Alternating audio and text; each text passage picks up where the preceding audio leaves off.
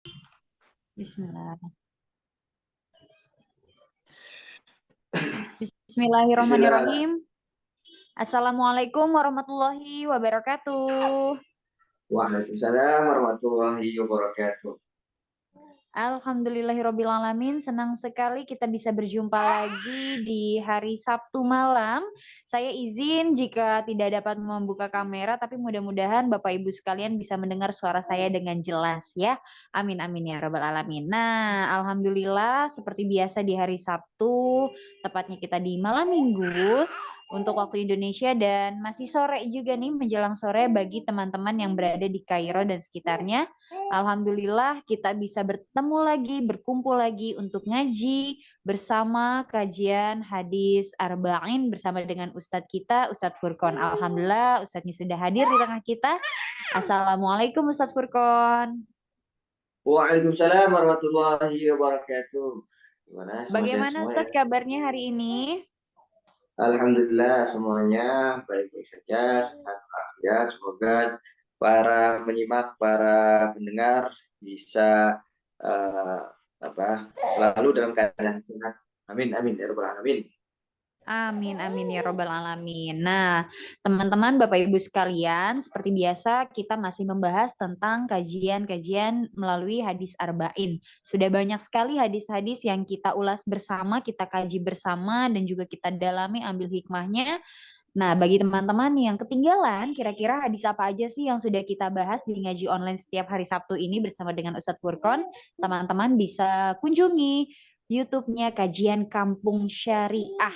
Nah, di sana banyak sekali video playlistnya, teman-teman bisa tonton bersama dengan keluarga dan juga anak-anak serta teman dan kerabat untuk menambah lagi wawasan serta keilmuan kita dan mudah-mudahan mempererat lagi dan juga memperkuat keimanan kita. Amin amin ya robbal alamin. Nah, sekarang kita sudah memasuki hadis ke-11. Betul ya Ustadz ya? Ya betul betul. Nah, seperti yang sudah kami bagikan infonya di grup, insya Allah tema kali ini yaitu adalah meninggalkan keraguan. Nah, siapa ya yang kira-kira nih masih ragu? Mungkin dalam hal ini adalah ragu dalam beribadah atau ragu dalam suatu hukum. Nah, kira-kira seperti apa ya penjelasannya nanti saat kita mengkaji dari hadis Arba'in. Misalnya ketika yang sering kita jumpai atau mungkin yang sering saya rasakan ya Ustadz, yaitu ketika saya ragu kira-kira ini udah masuk rokaat keberapa ya saat sholat. Nah, mungkin itu adalah salah satu keraguan dalam hal beribadah. Nanti seperti apa bagi teman-teman yang punya pertanyaan boleh disimak baik-baik, disiapkan juga pertanyaan terbaiknya. Insya Allah kita akan ada sesi tanya jawab juga bersama dengan Ustadz Furqon. Jadi yuk, mari kita siapkan lagi fokusnya, siapkan lagi catatannya, dan mari kita simak. Ini dia kajian kita, ngaji online hadis Arba'in bersama dengan Ustadz Furqon. Tafadol Ustadz.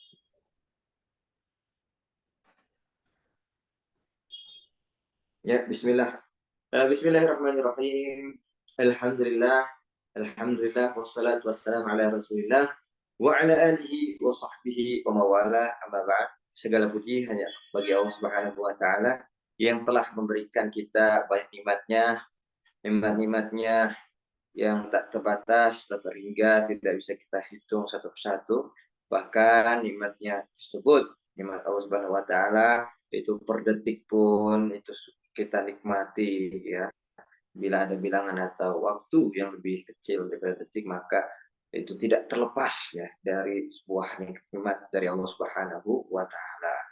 Nikmat yang besar juga nikmat Islam. Nikmat Islam, nikmat iman, nikmat kita diberi kesehatan, nikmat kita diberikan waktu sehingga dengan waktu tersebut kita bisa memanfaatkannya dalam beribadah dan bertolabul ilmi sehingga waktunya pun menjadi waktu yang produktif, waktu yang insya Allah di dalamnya kita akan mengkaji, membahas dalam kajian kita Arba'in Nawawi. Semoga Allah Subhanahu Wa Taala terus memberikan kita istiqomah, memberikan kita nikmat-nikmatnya tersebut tanpa terputus sedikit pun. Amin, amin ya rabbal alamin. Kemudian salawat serta salam semoga tercurahkan kepada baginda kita, suri taulan kita Nabi Muhammad Sallallahu Alaihi Wasallam beserta para sahabatnya dan orang-orang yang mengikutinya hingga akhir zaman kelak, yang mana kita berharap ya terus agar menjadi orang-orang yang senantiasa mengikutinya,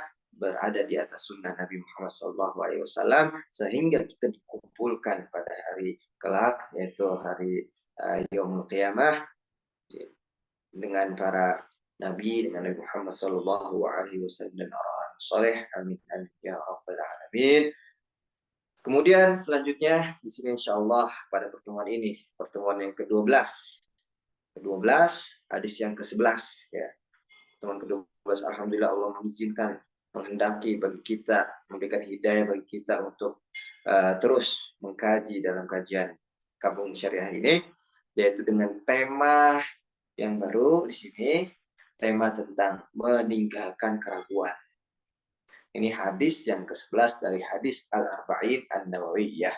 Dan ini juga merupakan sebuah kaidah atau masalah-masalah dalam hadis tersebut ya. Ini sering kita dapatkan di dalam kita beribadah, di dalam kita bermuamalah, beribadah kepada Allah, bermuamalah dengan manusia. Tentu saja kita menemukan sebuah keraguan dan keraguan. Nah, bagaimana kita bersikap di dalam keraguan tersebut, terutama berkaitan tentang hukum fikihnya, bagaimana seperti itu. Mungkin saja kita tadi sebagaimana disebutkan oleh Ibu moderator, ya, bahwasanya seringkali mungkin kita lupa, udah sholat 4 rakaat, akhirnya nambah 5 rakaat, ya, udah 5 atau 4 nih, atau udah 4 atau 3 nih, seperti itu, dan seterusnya. Ketika wudhu, apakah kita sudah berwudhu atau belum ya, dan seterusnya. Itu merupakan bagian daripada keraguan di dalam beribadah pada Allah Subhanahu wa Ta'ala. Maka kita di sini insya Allah akan mengkaji hal tersebut, setidaknya kita dapat mencerahkan, dapat pencerahan bahwa bagaimana kita bersikap dalam keraguan tersebut, atau apakah kita memilih ini atau kita memilih itu, dan lain sebagainya. Insya Allah pada kesempatan ini kita akan memahami kaidah atau hadis tersebut, dan juga yang mana hadis tersebut merupakan kaidah fikhiyah, kaidah fikih yang terjadi terus-menerus dalam kehidupan kita, sehingga kita bisa bisa bersikap di dalam keraguan-keraguan yang kita akan hadapi. Nah, insya Allah pada kali ini kita masuk langsung pada hadisnya, hadis yang ke-11.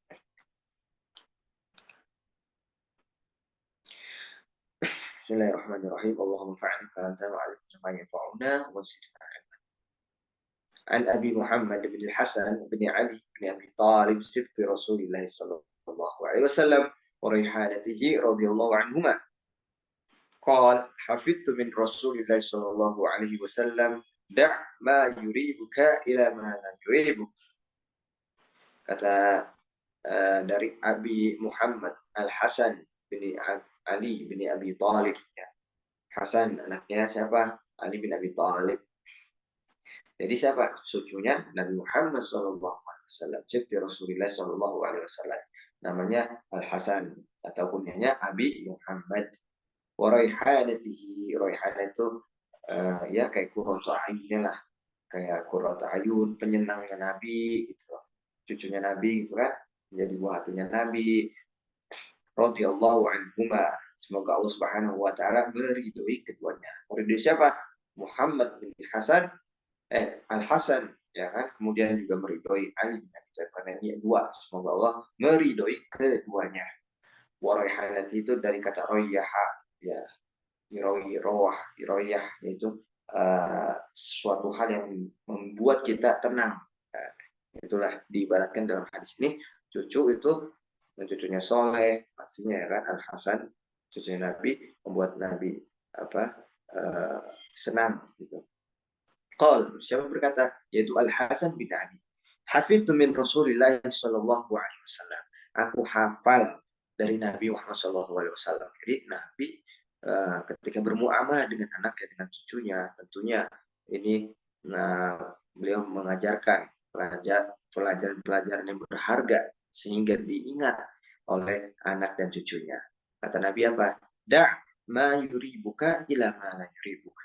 Tinggalkanlah apa yang meragukanmu kepada apa yang kamu tidak ragu di dalam. Nah, ini kan sebuah perkataan yang mana singkat, padat, namun cakupannya luar biasa. Ini sebagaimana yang saya katakan di dalam penjelasan hadis-hadis sebelumnya, yaitu jawami'ul kalim, yaitu Nabi memiliki ya di antara kekhususan Nabi, utitu khamsan lam yu'tahunna ahadun qabli.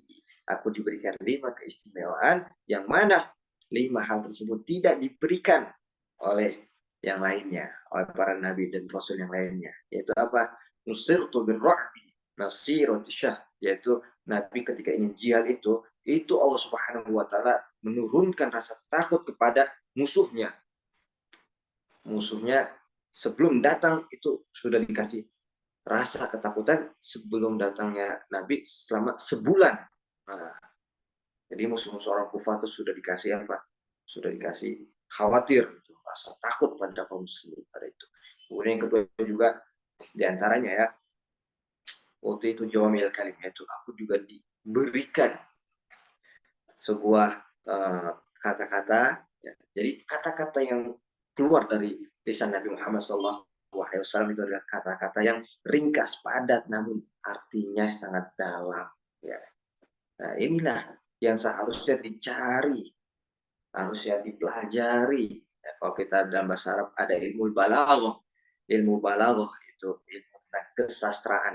Bagaimana kalam kita kuat, bagaimana kalam kita menjadi kuat, kemudian mu'athir, yaitu berkesan pada hati, pikiran orang yang mendengarnya. Dan Nabi punya itu. Nah, itulah yang membedakan Nabi dengan itu. Waktu itu khamsan lam yu'tahunna ahadun qabli, di antara jawami'ul kalim. Kemudian di antara juga apa? Waju'ilat liyal ardu masjidan wa tuhura. Dan dijadikan untukku ya bumi itu tanah ya tanah lapang itu suci. Jadi kalau sholat di mana aja boleh, asalkan apa di tanah yang tidak ada di sana najisnya.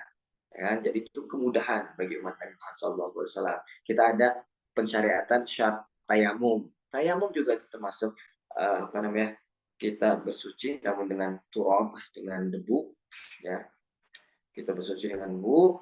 Nah itu juga termasuk dalam hadis ju'ilat lil ardu masjidan wa tahura. Jadi mudah gitu ya, orang Islam itu mudah, nggak ada air, jadi makanya turab, pakai debu gitu ya. Nah selanjutnya kata Nabi Hafidh, kata Hasan bin Ali, Hafidh min Rasulullah ma yuribuka ila ma la yuribuka. Di dalamnya kita dapat mengambil faidah ya kawan-kawan.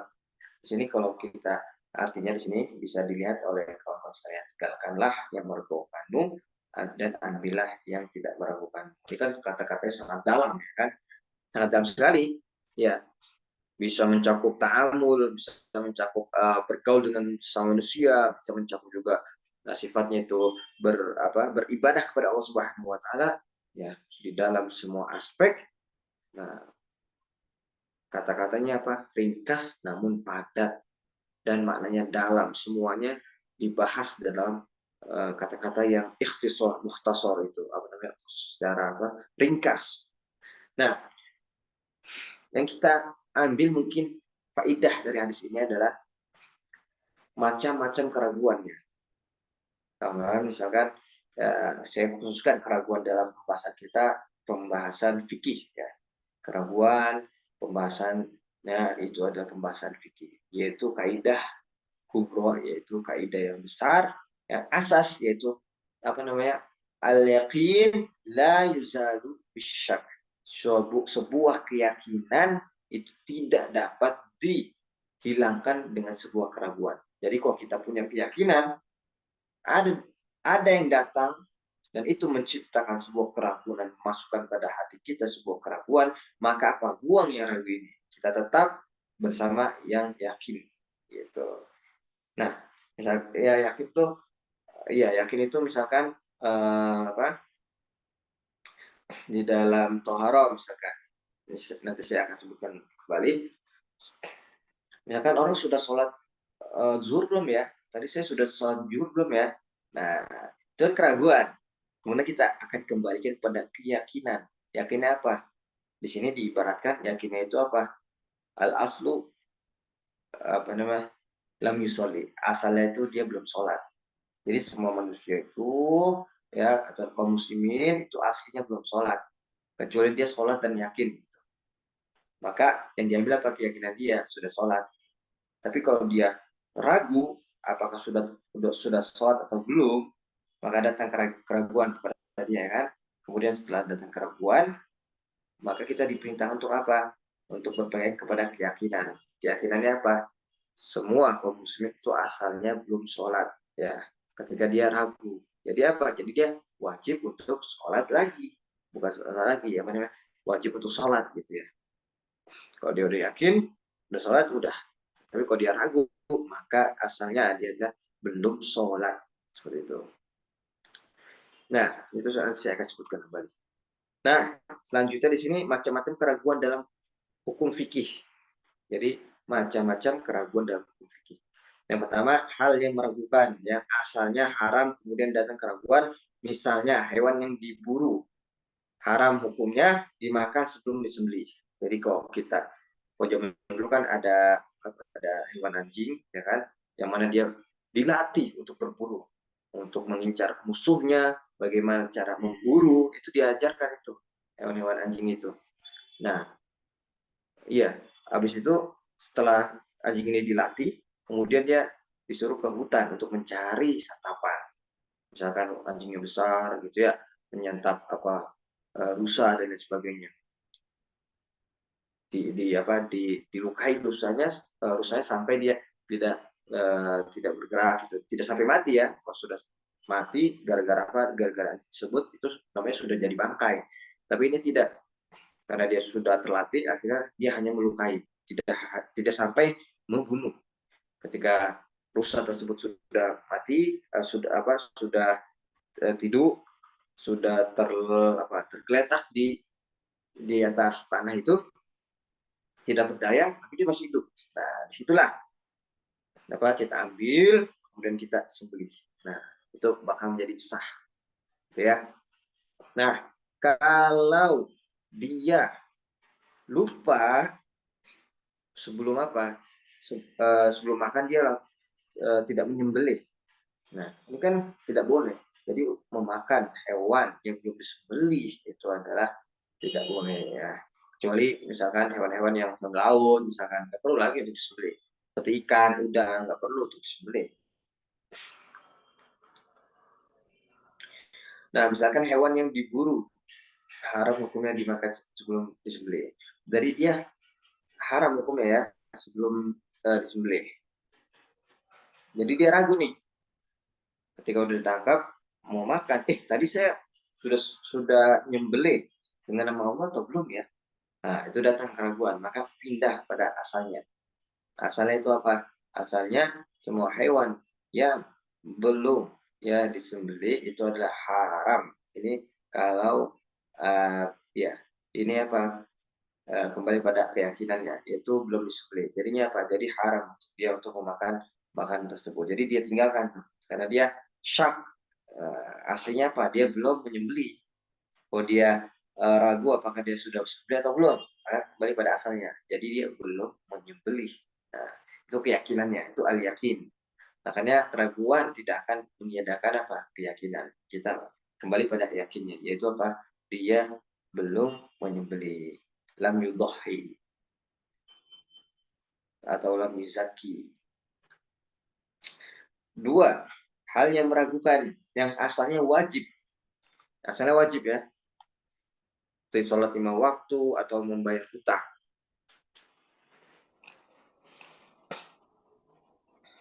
Misalkan sholat 5 waktu atau membayar hutang. Misalkan sholat 5 waktu ya, kayak yang saya tadi jelaskan, apakah dia sudah sholat zuhur atau belum? Maka kembali pada keyakinan, yaitu aslinya kaum muslimin itu kalau dia dalam keadaan ragu apakah sudah sholat atau belum, maka kembali pada asalnya, yaitu dia itu belum sholat.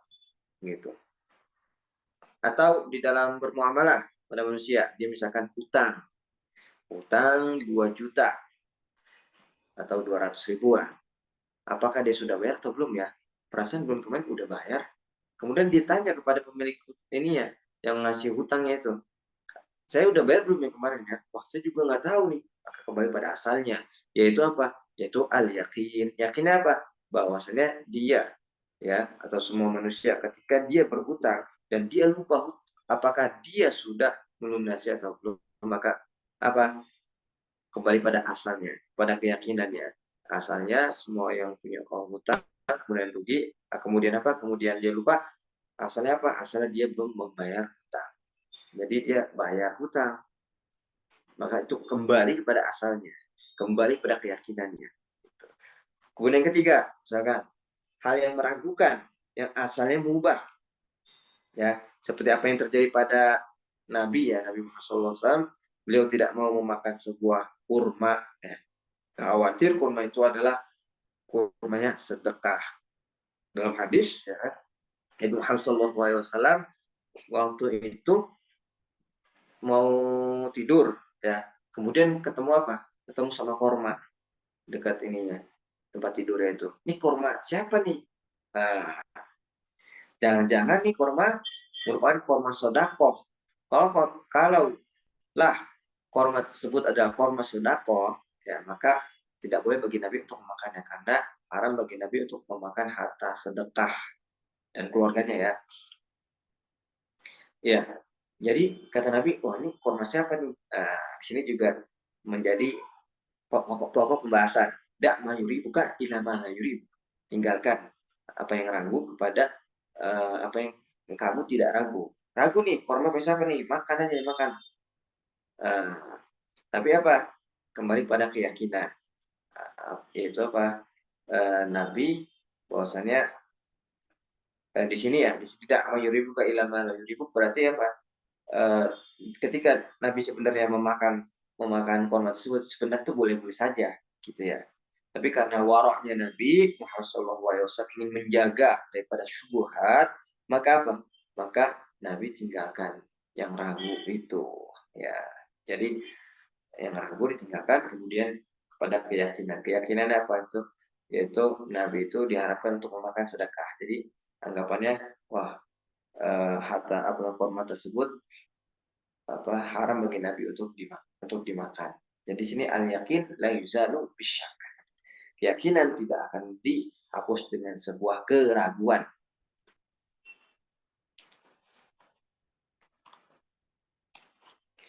Nah, sini juga kita bisa ambil faedahnya. Praktik, prakteknya ya. Praktek kaidah tadi dak mayuri buka ilama la yuri, yaitu tinggalkan apa yang ragu olehmu dengan apa yang tidak ragu ya, kamu ragu. Jadi kalau kita ragu maka kita tinggalkan. Nah, praktiknya bagaimana di dalam ibadah? Tadi saya sudah menyebutkan beberapa. Nah, di sini saya sebutkan misalkan ragu saat berwudu.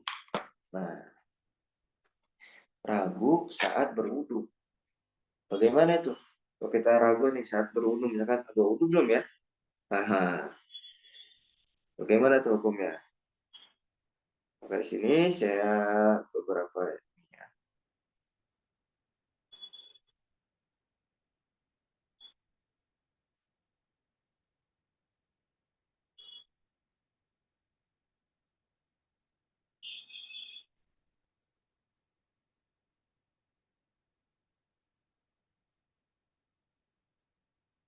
Nah, sini dia. Ragu di dalam misalkan berwudu. Apakah dia sudah wudu atau dia belum wudu? Nah, dia ragu nih, masih sudah wudu atau belum? Maka bagaimana sikap kita? Bagaimana kelanjutannya? Bagaimana apakah kita wudu lagi atau nggak usah wudu gitu ya? Nah,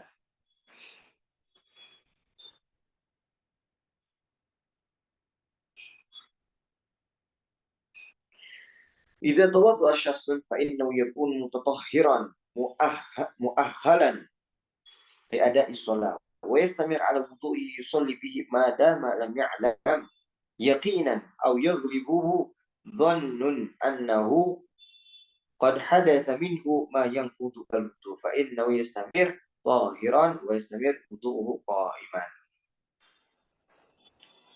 Nah, kalau dia ada seseorang itu yang lupa tidak tawadhu, ada seorang itu yang wudu, fa innahu yakunu mutahhiran. Maka dia kalau dia udah berwudu yakin, maka dia dalam keadaan suci dan boleh baginya untuk apa? Untuk sholat. Wa yastamir ala wudu'i, dan terus menerus berwudu gitu ya. Wa yastamiru ala wudu'ihi yusolli bihi madama lam ya'lam yaqinan. Ya, dia sholat dengan wudu tersebut. Madama lam ya'lam yaqinan, selama dia tidak mengetahui secara yakin atau dzon, prasangka dia annahu qad hadatsa minhu ma yanqudu al-wudu. Wah, kayaknya saya tadi keluar angin gitu, keluar kentut. Apakah saya sudah apakah udah batal atau belum? Tadi sih saya prasangka yang mayoritasnya prasangkanya dia itu besarnya dia sudah kentut atau sudah keluar angin. Fa inna yastamir tahir wa yastamir wudu qa'iman. Kalau dia cuma dzon,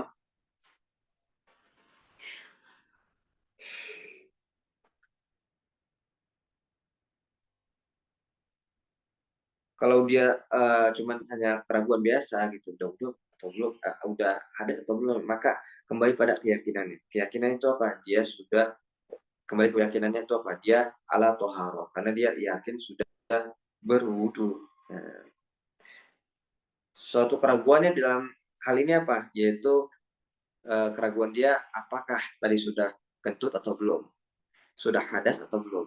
Maka ini keraguannya. Maka keraguan tidak bisa menghilangkan keyakinan. Keyakinannya apa? Dia sudah berwudu, jadi dia ala toharoh, masih dalam keadaan status suci. Jadi dia bisa sholat dan kita hilangkan itu keraguannya. Kemudian selanjutnya al-fa'u tsani. Idza syakka hal tanajjasa al-ma'. Nah, kalau dia ragu wudu yang air wudu yang kita pakai ini ya, kita pakai ini air ini, apakah ini terkena najis atau tidak? Misalkan kita kan datang di sebuah tempat yang baru ya, kemudian kita lihat ada air nih, wah ada air nih di bawah pohon, ini najis gak ya? Nah, bagaimana tuh seperti itu? Maka di sini alghi hadasyak, lepaskan, buanglah keraguan ini. Li'anul asla fil ma' at-taharah.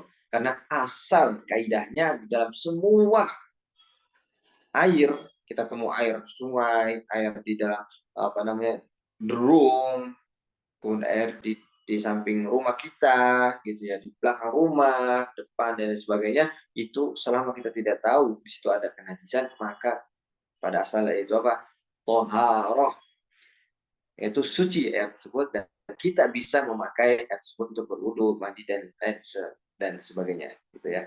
Selama tidak ada tidak kita tahu secara yakin bahwasanya air tersebut adalah najis. Kalau kita sudah tahu, kemarin tuh ada yang kencingin tuh, ada kucing atau ada kotoran hewan yang najis, atau ada anjing yang buang air liur di sana, jilat-jilat. Nah, itu juga kalau kita ketahui dengan yakin 100%, maka itu najis. Nah, kemudian selanjutnya ragu dalam rakaat sholat. Nah, ragu dalam rakaat sholat gimana tuh? Asyak fi adadi rakaat qabla salam. Jadi dia ragu ya, apakah dia sudah sholat 4 atau 3 gitu ya, dalam rakaat sholat. Istadalla al-fuqaha bi hadis Abi Sa'id al-Khudri indama qala Rasulullah sallallahu alaihi wasallam, "Idza syakka ahadukum fi salati falam yadri kam shalla thalathan aw arba'an falyatrah asyak falyatrah asyak wal yubayyin ma mastaiqana thumma yasjudu sajdatain qabla an yusallim." Ya.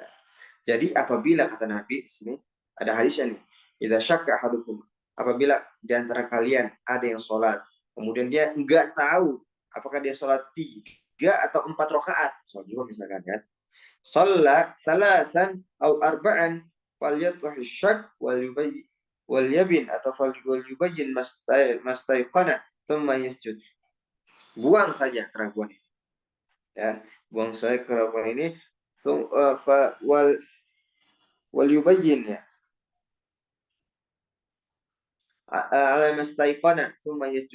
Kemudian dia ambil apa yang dia yakini, thumma yasjud. Ya, dia yakini, thumma yasjud, kemudian dia sujud. dua sujud sahwi, kemudian dia salam. Gitu. Jadi kalau lupa, para ulama ada yang berpendapat kalau kita rokaat kita lupa, ragu nih, atau lupa ya, ragu atau lupa, rokaatnya itu kurang, ya, maka kita dua sujudnya itu sebelum salam. Dan kalau kita kelebihan, maka dua sujudnya itu setelah salam. Itu dalam beberapa mazhab ya, mazhab fikih. Kalau di kalangan fikih yang lain itu lebih atau kurang itu masuknya apa? Sujudnya kapan? Sujudnya itu sebelum salam, gitu ya. Ada yang masih mengatakan kurang atau lebih itu setelah salam. Ada yang mengatakan ya tiga sih orang kaul yang masyhur itu, pendapat yang masyhur dalam masalah itu kalau dia sujudnya itu kapan ya kan?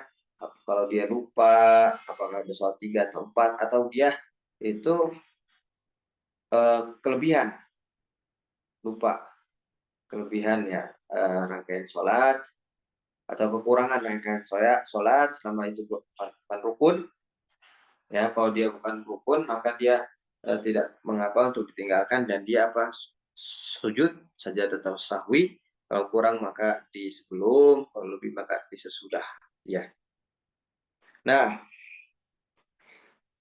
kembali tadi kita bagaimana dia bersikap. Fi hadzal hadis qad amara Nabi sallallahu alaihi wasallam an man syakka fi adadi rakaati salatihi ayatul kasyak wa yabni al-aqal. Nah, dari hadis tersebut kita bisa pahami bahwasanya siapa yang ragu terhadap jumlah sholat, maka dia ayatul kasyak wa yabni al-aqal. Tinggalkan keraguan, kemudian berpegang pada yang sedikit. Yang sedikit itu kan istilahnya yakin gitu ya. 4 atau 3, maka kita ambil yang 3, yang sedikit, karena itu adalah yakin gitu ya. Yakin sudah 3 gitu ya. Kalau 4 ini masih ragu, maka kita ngambil yang yakin. Di anal aqal wal mutayaqqan, karena yang sedikit itu dialah yang yakin. Wal aslu ada musyahadah, asalnya itu tidak lebih dari 3 gitu ya. Nah, itu dalam kasus kalau seorang lupa ya, udah berapa rakaat dia sholat, 4 atau 3 ya, maka dia dalam keadaan demikian sesuai dengan hadis, maka dia sholat maka dia sholat 1 rakaat lagi gitu ya kalau zuhur. Kan kan dia ragu 3 atau 4 gitu, maka kembali pada keyakinannya, yaitu dia sudah sholat 3, tinggal tambahkan 1 lagi. Nah, kalau setelah itu gimana? Bisa misalkan sujud sahwi ya. Sujud sahwi itu bisa karena lupa atau karena ragu. Maka sebelum dia salam, kalau dia ragu maka dia 2 sujud ya, sujud sahwi sebelum dia salam.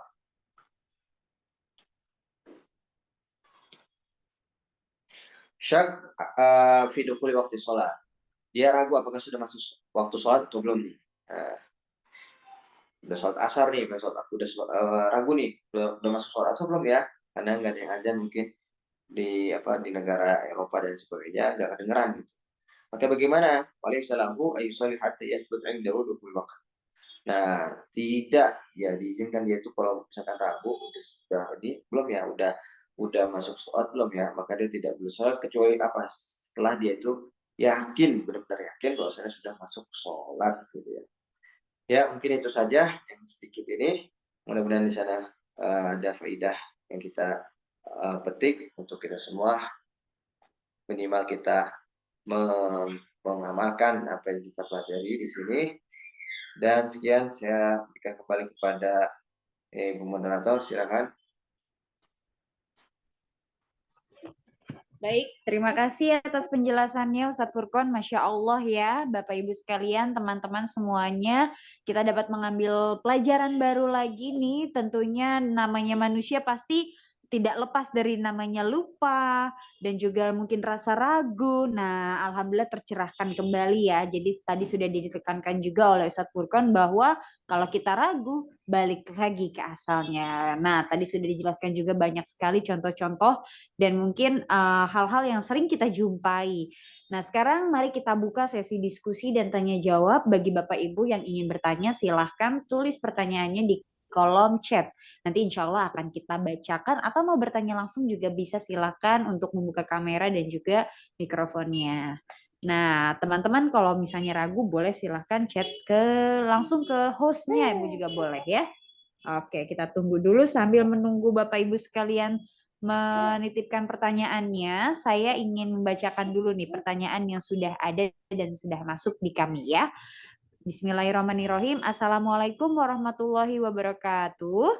Ustadz, saya izin mau bertanya, bagaimana jika dalam keraguan-raguan ini sebenarnya contohnya tadi tentang hutang Ustadz, tapi saya yakinnya sudah bayar. Kalau ternyata belum bayar, apakah akan ditagih di akhirat Ustadz gitu? Oke, baik. Ini ragu-ragunya tapi yakinnya udah bayar ya Bu ya. Nah, tapi ternyata pas ditelaah lagi misalnya nih walau alam nyatanya belum bayar. Nah, apakah itu nanti akan masih dianggap berhutangkah, atau ya sudah diikhlaskan jika kedua-duanya sama-sama sudah sepakat jika hal tersebut sudah lunas? Kira-kira bagaimana Ustadz penjelasannya? Terima kasih.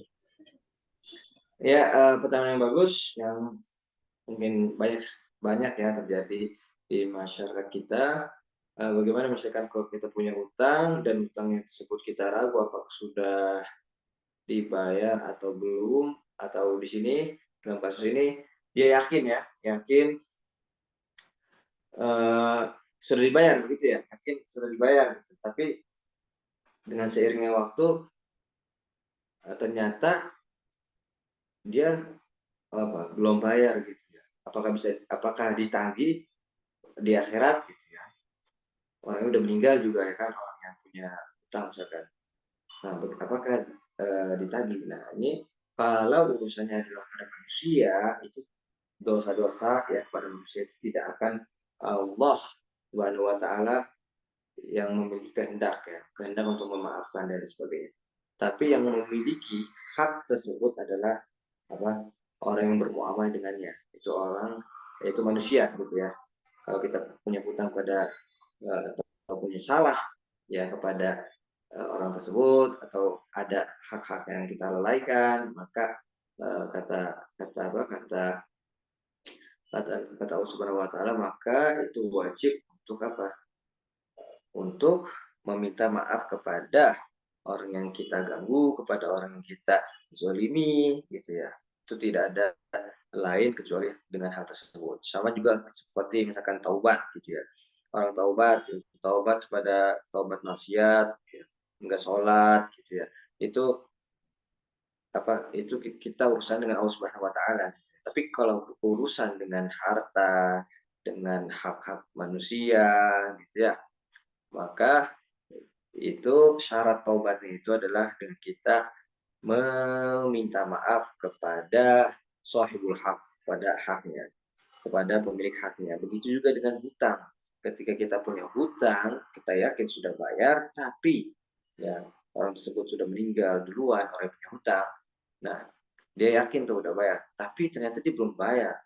Maka ini bisa kita katakan kalau dia tidak membayar maka akan ditagih juga sebenarnya di akhirat nanti, kecuali sahibul haknya, orang yang memiliki orang yang memberikan hutang tersebut sudah rela, sudah ridho untuk mengampuni atau menyudahi saja hutangnya, maka tidak kembali ditagih di akhirat. Wallahu taala Allah. Baik, terima kasih Ustadz Furqon atas penjelasannya. Mudah-mudahan terjawab ya Ibu ya dari pertanyaan tadi. Dan kesimpulannya ialah jika memang kita berurusan dengan manusia, tuntaskanlah dengan sohibul haknya gitu ya Ustadz ya. Karena balik lagi mungkin akan lebih beda halnya ketika berurusan dengan Allah dan juga berurusan dengan manusia gitu Bapak Ibu sekalian. Mudah-mudahan kita semua termasuk orang-orang yang terhindar dari hutang, dan kalaupun ada hutang kita mudah-mudahan Allah mampukan untuk melunasinya ya. Amin, amin ya robbal alamin. Nah ini pertanyaan terakhir Ustadz, ada pertanyaan yang masuk bertanya. Assalamualaikum warahmatullahi wabarakatuh. Ustadz, saya ingin bertanya, kira-kira keraguan itu datangnya dari mana ya? Apakah keraguan itu datangnya dari Allah dan apakah dari syaiton? Kemudian jika kita apa nih? Oh, jika kita tidak ingin dan terhindar dari keraguan-raguan, apakah ada doanya tersendiri, Ustadz? Terima kasih sebelumnya. Oke, mungkin silakan dijawab oleh Ustadz Furqon. Ya, pertanyaan bagus. Keraguan apakah datang dari kita, dari setan, atau dari Allah Subhanahu Wa Taala? Tentunya keraguan itu ya, keraguan kan was-was gitu ya, was-was. Karena kita datangnya mungkin dari apa? Dari was-was setan, misalkan kita tidak fokus ketika kita sholat, gitu ya. Nah, itu ada saja seperti itu. Atau memang karena bisa jadi itu karena datang dari diri kita, misalkan ya kan. Dari diri kita, apakah kan manusia kan itu kan halul khata wa nisyan gitu ya.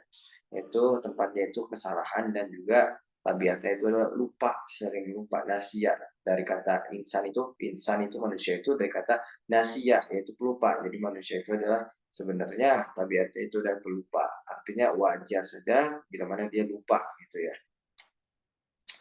Ya bisa kita katakan lupanya itu kadang kalau dia tidak fokus gitu ya, tidak membaca doa dan lain sebagainya, tidak berlindung pada Allah, bisa kita katakan datangnya itu ya dari setan, bisa kemudian juga mungkin saja itu dari diri kita sendiri gitu ya. Sebagaimana dalam kisah Nabi Nabi apa? Nabi Musa alaihissalam gitu ya. Ketika belajar ya kepada Nabi Khidir gitu ya, kata ansahu syaitan dzikra rabbi, atau dalam Al-Qur'an juga apa dikatakan dalam kisah Nabi Yusuf alaihissalam bahwasannya dia ya ketika bersama di penjara, ketika bersama dengan seorang yang dititipkan, nanti kamu kalau sudah keluar dari penjara tolong ceritakan kepada raja bahwasanya aku Nabi Yusuf bisa mentakwil mimpi gitu ya. Cuman apa? Fa'ansam syaitan, orang tersebut yang lepas dari penjara, bebas dari penjara itu lupa asal syaiton. Itu bisa kita katakan lupanya, keraguan itu apa bisa datang dari syaiton. Atau dan Nabi pun ya secara tabiat juga karena beliau juga termasuk manusia basyarum mislukum, yaitu manusia seperti kalian, bisa lupa juga, tapi lupanya Nabi itu dalam rangka pembelajaran gitu ya, pembelajaran agar umatnya tahu bagaimana ketika dia sholat kemudian dia lupa ya rokaat dan berapa, apakah sujud, apa yang dia harus lakukan gitu, sujud dua sujud, nah itu menjadi pensyariatan, itu jadi ada hikmahnya. Ada yang mengatakan Nabi itu sebenarnya bukan lupa gitu, tapi ingin mengajarkan gitu ya kepada umatnya. Sebab kalau Nabi tidak mengajarkan langsung seperti itu, bagaimana kita tahu gitu kan. Nah, itu juga bisa kita katakan itu merupakan tabiat manusia atau itu datangnya daripada syaitan juga bisa kita katakan seperti itu. Namun yang ini apa namanya, yang sejatinya kita tentunya berdoa ya daripada kelalaian, goflah gitu ya, kelupaan dan juga kesalahan. Walaupun secara tabiat manusia itu adalah kelupaan, kesalahan, tapi kita diperintahkan senantiasa untuk apa? Untuk berdoa agar kita dikuatkan hafalannya, ya kan? Hafalannya, kemudian juga dijauhkan dari kesalahan, keraguan, gitu ya. Ya kan dalam Allahumma sabbit qalbi, tuh sabit artinya perteguhkan hatiku ini dalam dalam beribadah padamu, teguh gitu ya, teguh artinya dia apa, yakin, tidak ragu gitu. Nah mungkin itu saja, kalau belum maaf, mungkin dua pertanyaan itu ya terakhir ya. Iya, betul. Baik, terima kasih Ustadz Furqon atas jawabannya. Mudah-mudahan dapat tercerahkan ya Bapak Ibu sekalian. Tadi terakhir juga sudah ditutup bagaimana doanya dari Ustadz Furqon. Mudah-mudahan bermanfaat dan mari kita praktekkan yaitu Allahumma tsabbit qalbi ala dinik ya. Amin. Amin ya robbal alamin.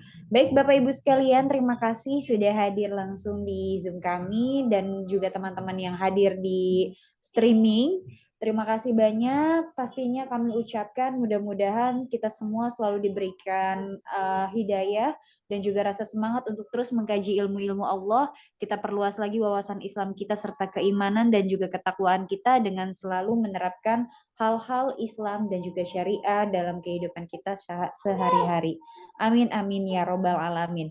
Baik, saya Ella Syadia selaku moderator bersama dengan Ustadz Furqon pamit undur diri. Mohon maaf apabila ada kata maupun sikap yang kurang dari kami.